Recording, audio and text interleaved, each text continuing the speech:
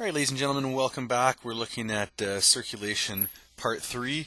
This is all having to do with the blood vessels. So we're going to be looking at 3 major blood vessels, or types of blood vessels, and the main big picture idea for us to know today is just what the structure, function, and where they're located. And then we're also going to be talking about the main types of arteries and veins in the body. Let's get your different color here. All right, so as you guys probably know, we have arteries, veins, and capillaries. Arteries are the main ones that are going to be taking blood away from the heart. Veins take blood to the heart. And capillaries join arteries to veins. So as you can see here, we have our artery, we have a vein, and then we have these capillaries, which are going to be reaching out and surrounding all the cells in our system in order to provide them with nutrients and get rid of their waste. But the main thing too, just make sure you know these definitions. Technically, arteries and veins have nothing to do with oxygenated blood or deoxygenated. It depends on what direction they're flowing. But when you think about it, most of the arteries carry oxygenated blood and most of the veins carry deoxygenated, except for the pulmonary. All right, let's get on to the actual part here. We're going to start with arteries first. Arteries, like we said, always carry blood away from the heart. And for the most part, they deliver oxygenated blood to the systemic system, which means pretty much everything besides the lungs. And then it delivers deoxygenated blood to the lungs. So this is everything but lungs. Oops. Okay, so that's the function. Let's look at the structure now. These ones are thick walls, and the thick wall and elasticity gives it the ability to expand in case of for higher pressure. Also, the walls are able to rebound after. So what happens is they expand once the blood goes through, pressurized, and then they can bounce back and go back to its normal size once the increased pressure due to the heart contractions has subsided. The location, these ones tend to be deeper. So here's my picture of the bone. And the arteries tend to be deeper within the tissue, closer to the bone. And the main reason why that is possible, or why we have that, is due to keep it from getting injured. These ones, like we just said, are highly pressurized. So these are the ones that you see on the movies that if they get cut, that's where all the enormous amount of blood goes out so quickly because it's pressurized. It's going to leave really fast. And also to keep temperature loss. The closer they are down to the system, the less likely they have a chance of radiating heat. So like we said, they're pressurized vessels. Which is pretty much the reason for that.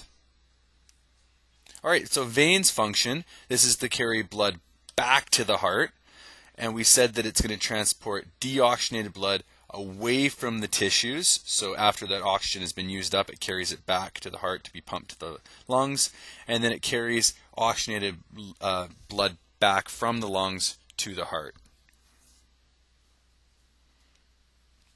And here's what we're looking at. These ones are a little bit more thin-walled than the arteries, and that's because they don't have as much pressure. They're not pressurized. The way that it gets pumped back to the heart is because of the muscle contractions. When we're moving our body and flexing our legs, that's squeezing the blood back up to our heart. And it's not receiving large amounts of blood, like being pumped from the heart. It's just coming back from our cells, so it's lower pressure. And they contain valves, and we know from the heart the reason why we have valves is to prevent backflow.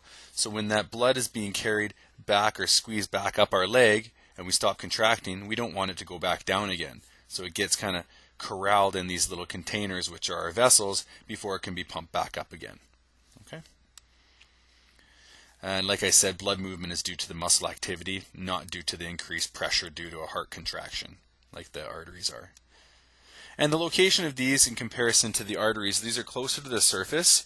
They don't need that added protection from our bones because they're not as highly pressurized, and they're often surrounded with skeletal muscle or skeletal muscle, and this is because the skeletal muscle is what pushes that blood back to the upper portions of our body. And like we said before, there's lower pressure, so less blood loss if severed. Again, the reason why this is the case.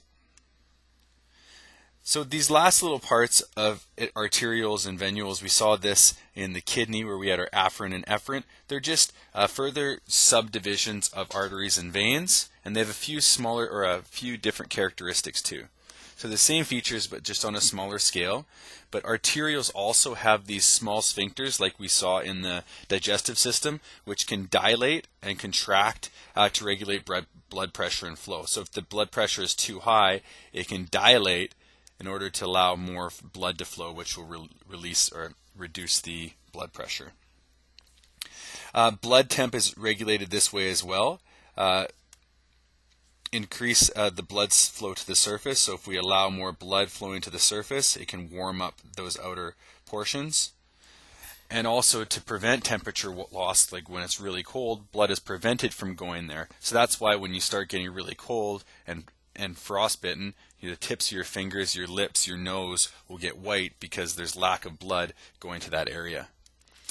All right, so let's finish off with the capillaries. These are kind of the bridge between arteries and veins.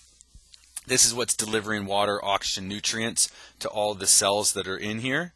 So all those billions of cells, each has its own capillary network surrounding it.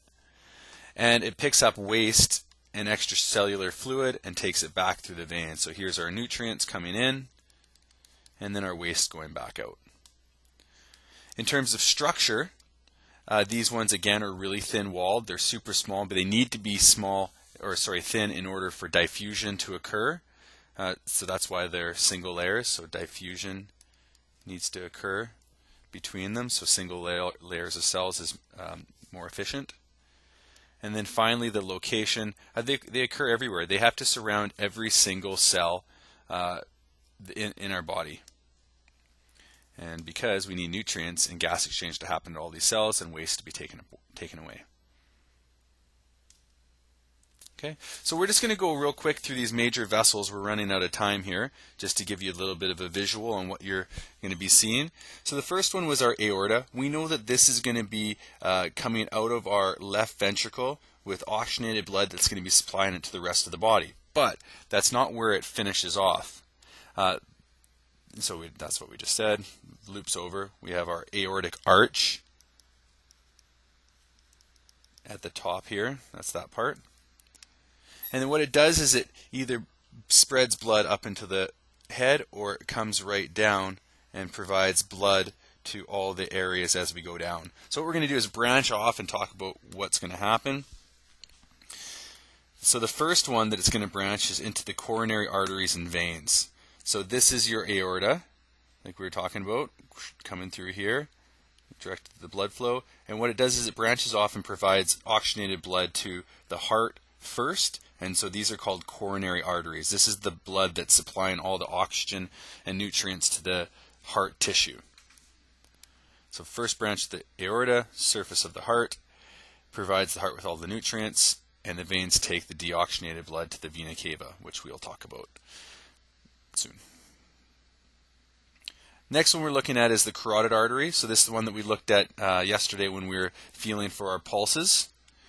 It takes blood to the head, and this is kind of a creepy little picture. So here our aorta would just be down here, branches off into your left and right carotid artery.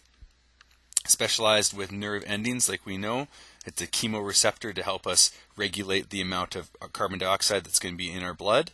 And it also is a pressure receptor. It can respond to blood pressure. Okay, I just picked this picture because it was incredibly creepy, but this will be our jugular veins. Most veins, or all vessels, have antagonistic veins and arteries. Most of them are named the same, but our carotid and our jugular veins would be doing the same purpose. Aortic is coming up, and then the jugular is bringing blood back down. One thing about the jugular veins is they don't have any valves, and so if you stand on your head, the blood's going to be pooling okay, because there's no valves to prevent backflow in that situation. Subclavian is the next one. This is where they're branching off of the aorta. So our aorta was coming up, it branches off into our carotid, and it also branches again into our subclavian. This is going to be bringing blood into our arms and our chest. And it keeps branching down further into our brachial artery.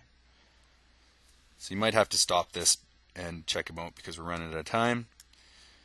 We also have our mesentery artery and vein. This is just going to be providing, if I can get it going here, subdivides and is providing nutrients into our intestines. We have our hepatic portal vein that we talked about, digestion, that transports nutrients from our intestine to the liver, and our hepatic vein, which is taking blood away from the liver back to the inferior vena cava.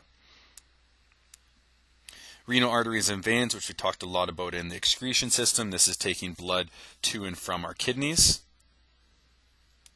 and then back into the posterior vena cava. Iliac arteries and veins, this is coming again from our lower torso, branching off into our hips and down into our legs, which we call the femoral artery and veins.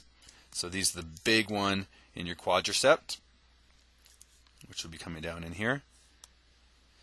And to finish her off, we have the superior and inferior vena cava. Superior vena cava is bringing blood flow back from the head through the jugular vein, and then the inferior vena cava is coming back and providing deoxygenated blood from all of the different areas in your lower torso.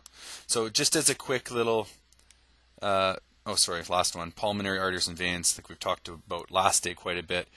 Pulmonary arteries are going to be bringing deoxygenated blood to the heart, and the veins are going to be bringing oxygenated blood back to the heart.